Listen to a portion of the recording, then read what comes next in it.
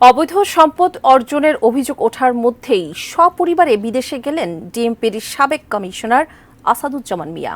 জানিয়ে তীব্র সমালোচনার মুখে পড়েছেন পুলিশের সাবেক এই কর্মকর্তা। অনেকের প্রশ্ন, পুলিশের সাবেক আইজিপি বেনজিরের পথে হাঁটছেন না তো ডিএমপির সাবেক এই কমিশনার? আরও জানাচ্ছেন শাহাদাত রিফাত।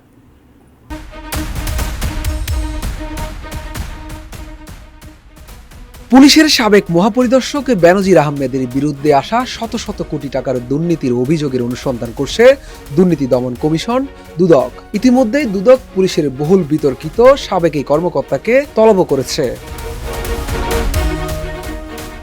এদিকে বেনজির ইস্যু শেষ হওয়ার আগেই পুলিশের আরেক সাবেক কর্মকর্তা আসাদুজ্জামান মিয়ার বিরুদ্ধেও নানা অভিযোগ উঠেছে। ঢাকা মহানগর পুলিশ কমিশনারের দায়িত্ব পালনকালে ক্ষমতার অপব্যবহার করে তিনি বিপুল সম্পদ অর্জন করেছেন বলে গণমাধ্যমের অনুসন্ধান এসেছে।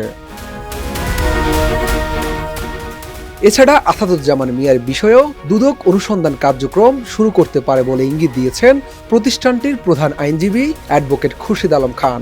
গণমাধ্যমকে তিনি জানান, ডিএমপির সাবেক কমিশনারের অবৈধ সম্পদের যে তথ্য সংবাদ মাধ্যমে প্রকাশিত হয়েছে, দুদক তা আমলে নিয়ে অনুসন্ধান চালাতে পারে। শুধু তাই নয়, দুদকের প্রধান আইনজীবী অ্যাডভোকেট খুরশিদ আলম খান আরও জানান, পুলিশ বাহিনীর ভাবমূর্তি ও মর্যাদা রক্ষার স্বার্থেই এগুলোর অনুসন্ধান হওয়া দরকার।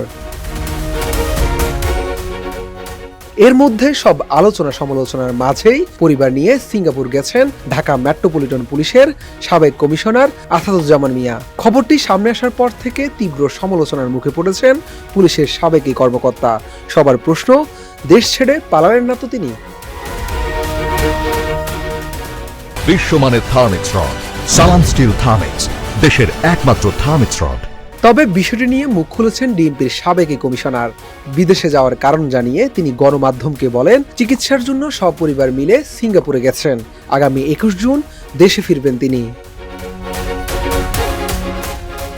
এছাড়া এক ভিডিও বার্তায় আসাদুজ্জামান মিয়া বলেন, তিনি অত্যন্ত উদ্বেগের সঙ্গে লক্ষ্য করছেন যে দু একটা মিডিয়া খবর প্রকাশ করেছে যে তার বিরুদ্ধে অভিযোগ ওঠার পর তিনি সস্ত্রীক বিদেশে পালিয়ে গেছেন, যা মিথ্যা, বানোয়াট, ভিত্তিহীন এবং উদ্দেশ্য প্রণোদিত।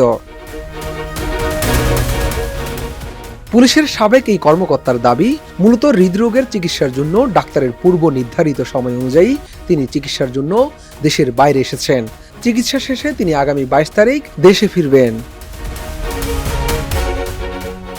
আসাদুজ্জামান মিয়া 2015 থেকে 2019 সাল পর্যন্ত ডিএমপির কমিশনার হিসেবে দায়িত্ব পালন করেন। পরে তাকে জাতীয় নিরাপত্তা সংক্রান্ত সেলের প্রধান নির্বাহী কর্মকর্তা পদে নিয়োগ দেয় সরকার। 2022 সালের সেপ্টেম্বরে তার ওই চুক্তির মেয়াদ শেষ হয়। শাহাদাত রিফাত, এটিএন নিউজ, ঢাকা।